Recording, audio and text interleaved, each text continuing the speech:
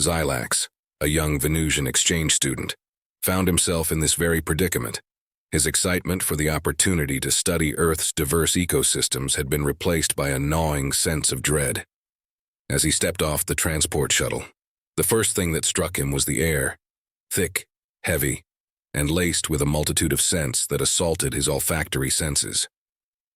The sky above was a brilliant blue, a stark contrast to the hazy orange hues of his homeworld.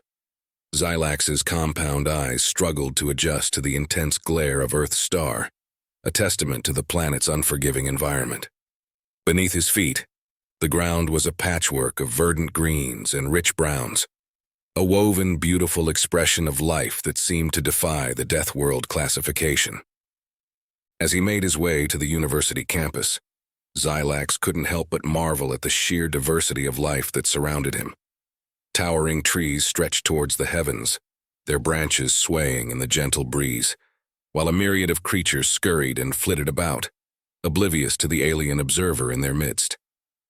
It was in the campus gardens that Xylax encountered his first true taste of Earth's dangers. A tiny, seemingly innocuous insect had landed on his exoskeleton, and before he could react, it had pierced his carapace with a venomous sting. The pain was excruciating. His mind raced with questions. How could such a tiny thing do this to me? Xylax found himself rushing to the campus infirmary, where a human doctor administered a potent antidote. That was just a bee, the doctor explained, her voice tinged with amusement. Harmless to most humans, but potentially deadly to your kind. Welcome to Earth, where even the smallest creatures can pack a punch. Xylax's eyes widened in disbelief, and he couldn't help but wonder what other dangers lurked in this seemingly serene environment. Across the galaxy on the distant world of Andromeda Prime, Crixta, a seasoned alien tourist, was preparing for her long-awaited trip to Earth. Despite the Deathworld classification, she had been drawn to the planet's rich history and diverse cultures, a stark contrast to the sterile, engineered environments of her homeworld, and also had been caught up in the Galactic Council's decision not to hand out any refunds, and thought to herself, what the heck, might as well go and try it out. What's the worst that could happen? As she stepped onto Earth's soil, Crixta was immediately struck by the sheer intensity of the planet's weather. The air was thick and humid, weighing heavily on her respiratory system. Massive clouds loomed overhead, their dark underbellies swollen with the promise of torrential rain. Undeterred, Crixta ventured forth, eager to explore the ancient ruins that dotted the landscape. It was here, amidst the crumbling stones of a once great civilization, that she encountered her first true taste of Earth's dangers. A sudden crack of thunder shattered the silence, and before Crixta could react, a blinding flash of lightning arced across the sky, striking the ground mere meters from where she stood. The force of the strike sent her reeling, her senses overwhelmed by the searing heat and deafening roar. As she struggled to regain her bearings, Crixta couldn't help but marvel at the sheer power of Earth's natural forces.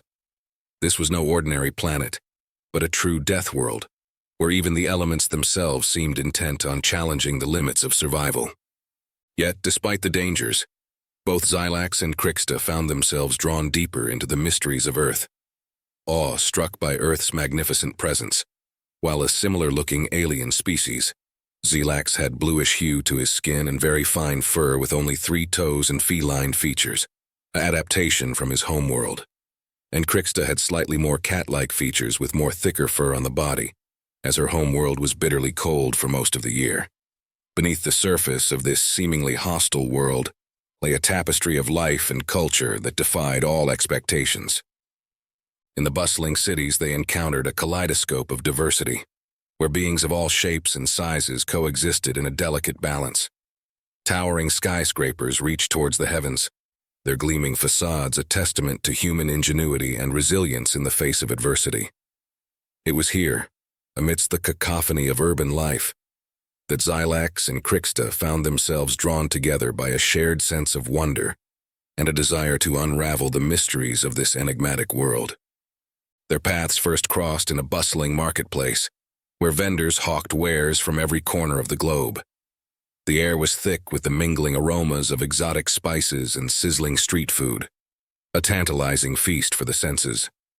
It was here that Xylax, entranced by the vibrant colors and intricate patterns of a local artisan's wares, found himself inadvertently stepping into the path of a rapidly moving vehicle. In a blur of motion, Crixta's quick reflexes kicked in, and she pulled the unsuspecting Venusian to safety, narrowly avoiding a collision that could have proven fatal. As their eyes met, a spark of recognition passed between them. Fellow travelers, united in their quest to understand the complexities of this death world. You should take more notice of your surrounding Venusian. We haven't even gotten to the real dangerous parts of the death world yet, Crixta said with frustrated voice. Oh, sorry.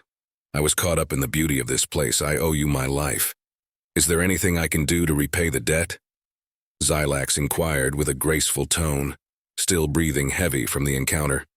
Yes, keep your eyes open and don't get distracted by Earth's females. That's all I want from you, she remarked with a smirk.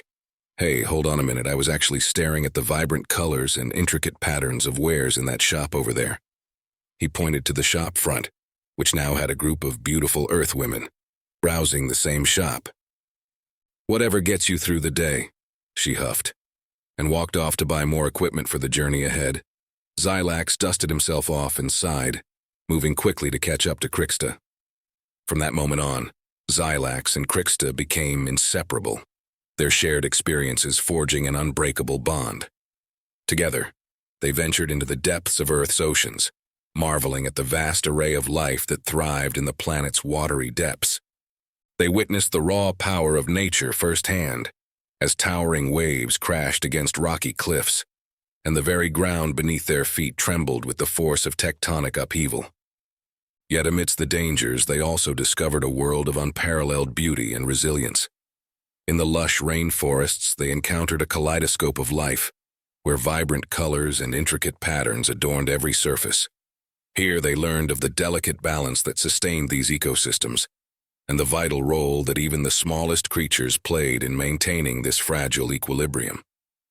They had seen how quickly a dead animal and old plant matter was consumed in a short week by various smaller critters and insects, while camping at a famous tourist hotspot called the Amazonian Wild Wilderness Lodge.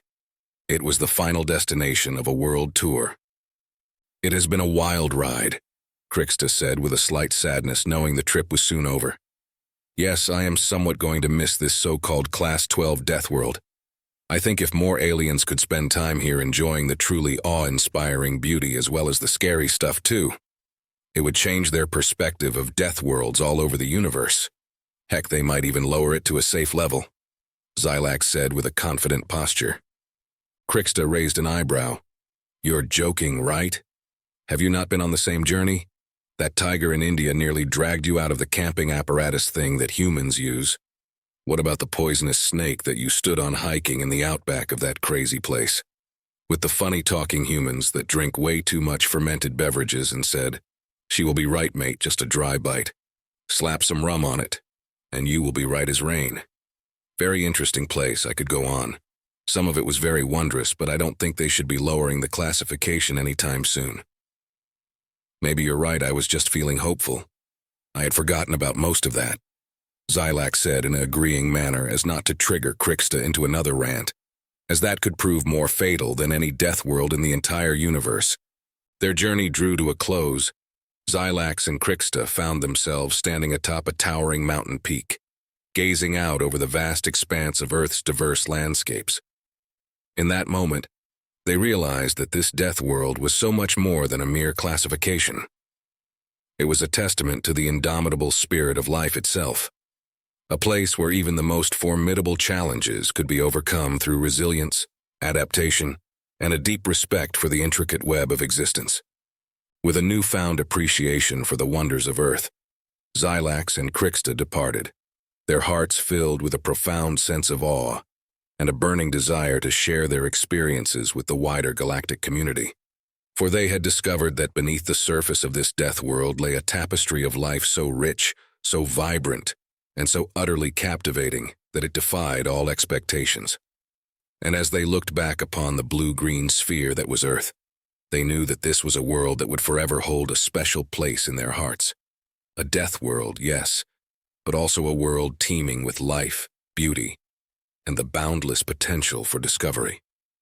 Xylax turned to Crixta and said, "So, same time next cycle, or you too scared?" Smiling ear to ear, Crixta smiled back, giving him a slight elbow to the ribs. "Me, never you're on, Buttercup. We have a lot more to explore yet.